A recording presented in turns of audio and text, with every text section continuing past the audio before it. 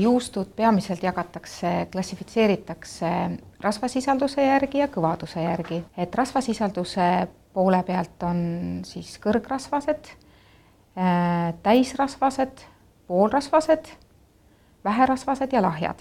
Siis teine see klassifitseerimise viis oli kõvaduse järgi, kui pehme või kui kõva see juust nagu on see suutunne ja selleks on muidugi ka oma protsendiline klassifitseerimine, et just see rasvata osa veesisalduse protsent juustudes ja siis klassifitseeritakse, milline on juustu tekstuur. Et kas on see kinnine tekstuur või lahtine tekstuur. Et kas sellel juustul on augud sees või ei ole auke sees.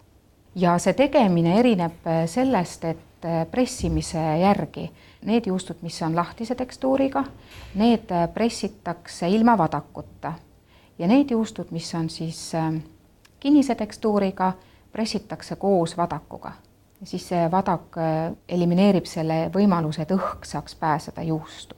Kinnise tekstuuriga juustul siis tekivad väiksema või suurema kujulised väiksed augud, aga lahtise tekstuuriga on üleni juustu struktuur selline pitsiline.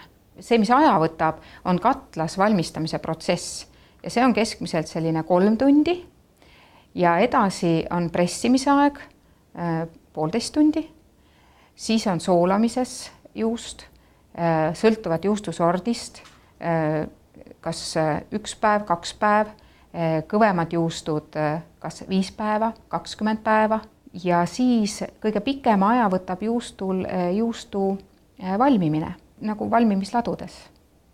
Et see on 6 aega, 1,5 kuud, koudatüüpi juustudel 3 kuud või 8 kuud ja kõvadel juustudel kas siis aasta, 1,5, 2, ka 3 aastat.